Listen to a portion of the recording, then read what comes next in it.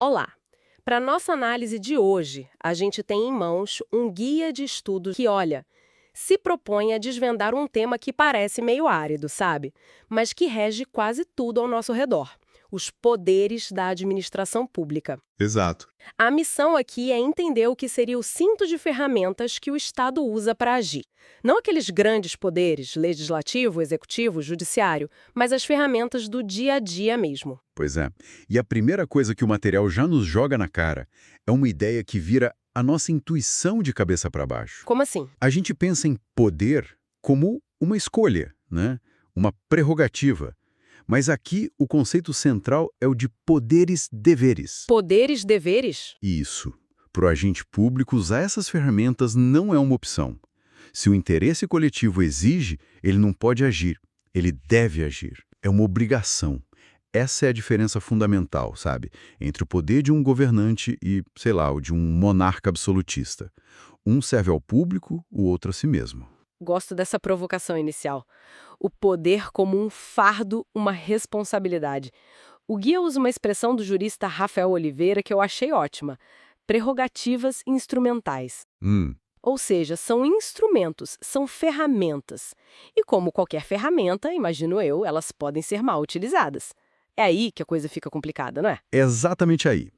Quando a ferramenta é usada para um fim que não é o do interesse público, o material nos diz que a gente entra no campo do abuso de poder. Certo. E o que é interessante, citando o autor Matheus Carvalho, é que esse abuso não vem só de uma ação errada, de um fazer o que não devia.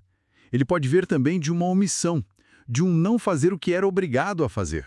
Ah! A inércia do administrador, quando ele tem o dever de agir, também é uma forma de abuso. O que faz todo sentido. Um fiscal que vê uma irregularidade e, finge que não viu, está abusando do seu poder tanto quanto um que usa o poder para perseguir alguém. Exato. E o guia detalha esse abuso em duas categorias, né?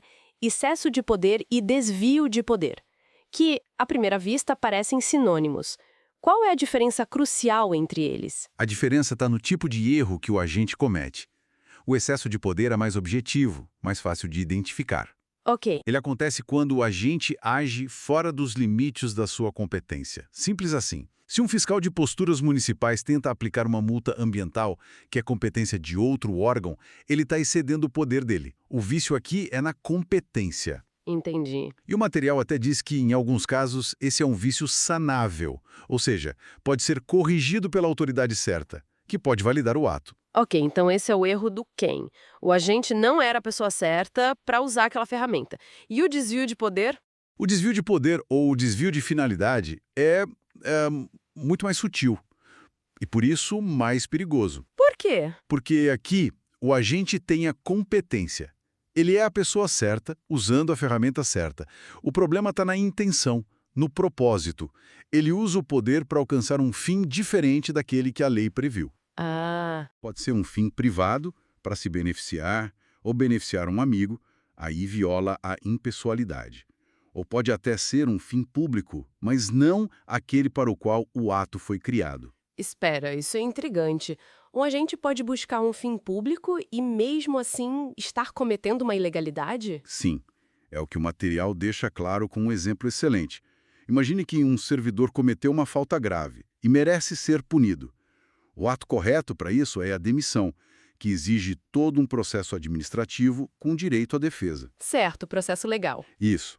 Agora, imagine que o chefe desse servidor, para acelerar as coisas, usa o ato de exoneração, que é um ato sem caráter punitivo, de aplicação mais simples. O fim público, afastar o mau servidor, foi até alcançado, mas pelo instrumento errado. Entendi. O ato de exonerar foi desviado da sua finalidade. Exatamente. O vício aqui é na finalidade, na intenção, e por isso o guia diz que ele é insanável. Não tem como consertar. Nossa, isso significa que a intenção do gestor vira um campo de batalha jurídico. Mas como é que se prova algo tão subjetivo? Isso não abre uma brecha perigosa para a politização do controle? Onde qualquer ato de um adversário pode ser questionado como tendo uma segunda intenção? Essa é a grande dificuldade prática e o cerne de muitos debates jurídicos. A prova do desvio de finalidade raramente vem de uma confissão, né? Claro. Ela é construída a partir de indícios, de evidências que mostram que a motivação declarada para o ato não bate com a realidade. Por exemplo, a ausência de um motivo plausível, a desproporcionalidade do ato ou um contexto de perseguição política. É uma análise complexa, sem dúvida, e o risco de politização existe, mas é um mecanismo indispensável para controlar a moralidade e a legalidade da administração. Entendido. A complexidade parece ser uma constante. Isso me leva à próxima grande distinção do material, que parece definir o espaço de manobra do administrador. A diferença entre o poder vinculado e o poder discricionário. Exatamente. Esses dois conceitos definem o grau de liberdade que a lei dá ao gestor. No poder vinculado, essa liberdade é zero. Zero? Zero. A lei descreve uma situação e amarra uma única consequência a ela. Não há o que interpretar ou escolher. O guia dá o exemplo clássico. A lei diz que o servidor que faltar por mais de 30 dias seguidos, sem justificativa, será demitido. Se o fato acontece, se os 30 dias de falta são comprovados, o administrador não tem a opção de dar uma advertência ou perdoar. Ele está vinculado, obrigado a aplicar a demissão. Pública nem tudo é preto no branco. Suponho que aí entra o poder discricionário. Precisamente. No poder discricionário, a própria lei abre uma margem de escolha. Ela dá ao administrador a possibilidade de avaliar, no caso concreto, o que é mais conveniente e oportuno para o interesse público. Conveniência e oportunidade. Isso. Essa avaliação é o que o direito chama de mérito administrativo. É o coração da atividade de gestão. Por exemplo, a lei pode autorizar o município a conceder alvarás para restaurantes. Cabe ao gestor, usando seu poder discricionário, avaliar se aquele restaurante específico, naquele local, cumpre as normas de segurança, de higiene e se é oportuno para a vizinhança. O texto menciona que essa discricionariedade aparece muito em conceitos jurídicos indeterminados, como ordem pública ou passeata tumultuosa. A lei não define exatamente o que é uma passeata tumultuosa, então essa avaliação fica a cargo do gestor na hora. Isso mesmo. Mas isso me soa como uma linha muito tênue. Qual a diferença entre essa liberdade, a discricionariedade e a pura arbitrariedade? A linha é a lei. O material faz questão de frisar isso. Discricionariedade é liberdade de escolha dentro das opções que a lei permite. Arbitrariedade é agir fora ou contra a lei. Certo. Um policial que avalia a situação e decide usar força moderada para conter um distúrbio está agindo com discricionariedade. Um policial que agride alguém sem motivo algum está agindo com arbitrariedade. O primeiro ato é legal, o segundo é um crime. E quem fiscaliza essa linha?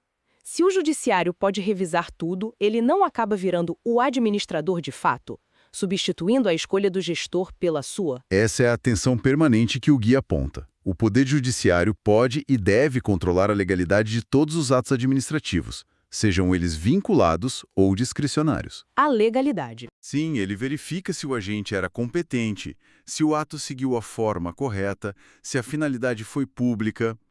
O que o judiciário, em tese, não pode fazer é invadir o mérito administrativo. Ele não pode dizer: gestor, você deu o alvará para o restaurante A, mas eu, juiz, acho que seria mais conveniente e oportuno dar para o restaurante B. A escolha de mérito é do administrador. Exato.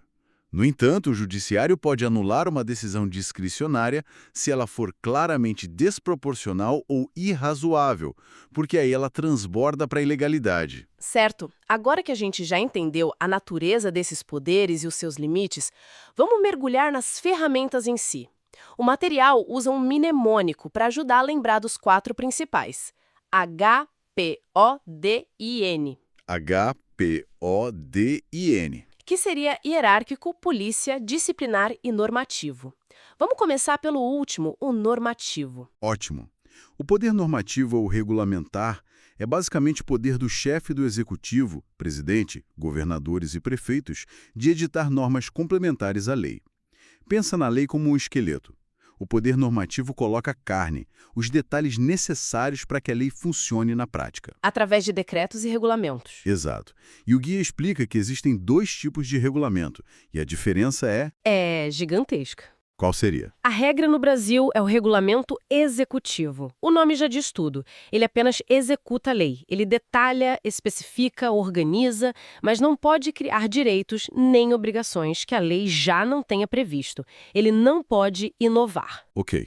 E o outro? A outra espécie, muito mais rara e controversa, é o regulamento autônomo. Este, sim, age quase como uma lei, criando regras novas onde a lei não existe.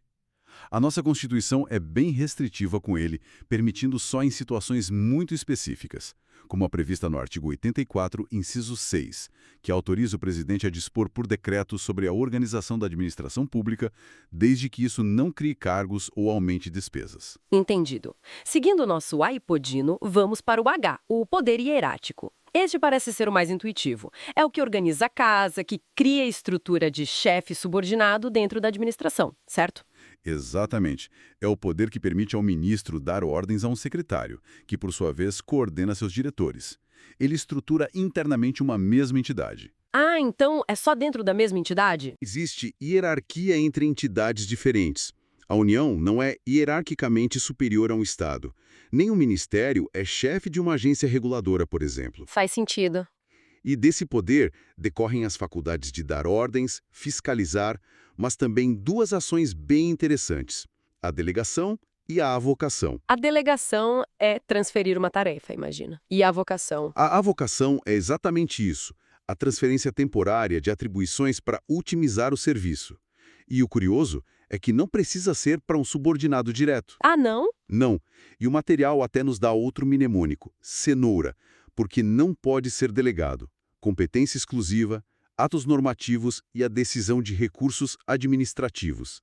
Já a avocação é o oposto. O superior, por um motivo relevante e de forma excepcional, puxa para si uma competência que era do subordinado. É uma medida drástica para resolver um problema pontual. Espera um pouco. O mnemônico cenoura diz que não se pode delegar a decisão de recursos administrativos.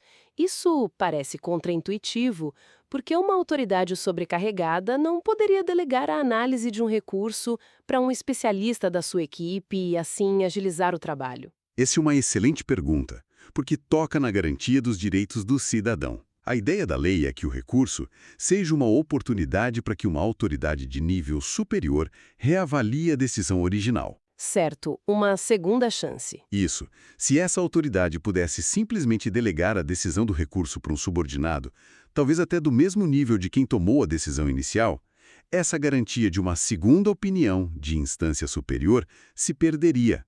É uma trava para assegurar que o direito ao reexame seja efetivo. Faz sentido. É uma proteção. Bom, falamos do poder que organiza a casa para dentro.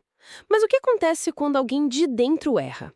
Suponho que aí entra outra ferramenta, a de punir os seus próprios agentes. O D do nosso mnemônico, o poder disciplinar. Perfeita transição. O poder disciplinar é exatamente isso. A faculdade de apurar infrações e aplicar sanções às pessoas que têm um vínculo jurídico especial com a administração. O foco aqui é nesse vínculo especial. E quem são essas pessoas? Apenas os servidores públicos? Eles são o principal alvo, claro. Um servidor que descumpre seus deveres está sujeito a um processo administrativo disciplinar. Mas não são só eles. Quem mais? Uma empresa que assina um contrato com o governo para prestar um serviço ou realizar uma obra também estabelece um vínculo especial. Se essa empresa não entrega a obra no prazo ou com a qualidade devida, ela pode ser multada ou até proibida de contratar com o poder público. Essa punição também decorre do poder disciplinar.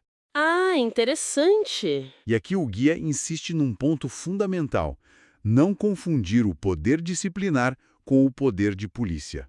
O disciplinar, como a gente viu, age para dentro, sobre quem tem esse vínculo. O de polícia age para fora, sobre toda a coletividade. E com isso chegamos ao PO, o poder de polícia. Esse talvez seja o poder estatal que a gente mais sente no dia a dia, muitas vezes sem nem saber o nome técnico. Sem dúvida, o material o define citando o Código Tributário Nacional como atividade que limita ou disciplina direito, interesse ou liberdade individual em benefício da coletividade. Em termos simples, é o poder que garante que a minha liberdade de construir uma casa não ameace a segurança do meu vizinho. E que a liberdade de um comerciante de vender comida não ameace a saúde dos seus clientes. Perfeito. Os exemplos ajudam a materializar isso. A prefeitura interditando uma boate sem saídas de emergência, a vigilância sanitária apreendendo um lote de carne estragada, a fiscalização ambiental multando uma indústria que está poluindo um rio. É o Estado agindo como um grande mediador de conflitos sociais. E ele atua em praticamente todas as áreas da vida. Todas, desde a licença para dirigir, o alvará para abrir uma loja, até as regras de construção de um prédio. Ele condiciona o exercício dos nossos direitos para garantir que a vida em comunidade seja possível e segura. Agora, trazendo isso para o nosso tempo, como esse poder de polícia se aplica ao mundo digital? A moderação de conteúdo em redes sociais por agências estatais, por exemplo, pode ser considerada uma forma de poder de polícia?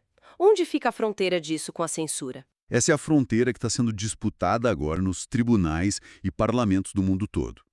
Tradicionalmente, o poder de polícia atua sobre o mundo físico, a construção, o alimento, o ruído. Certo. A transposição para o ambiente digital é cheia de nuances. Um Estado que determina a remoção de um conteúdo ilegal, como pornografia infantil ou incitação ao terrorismo, está, sem dúvida, exercendo o poder de polícia para proteger a coletividade.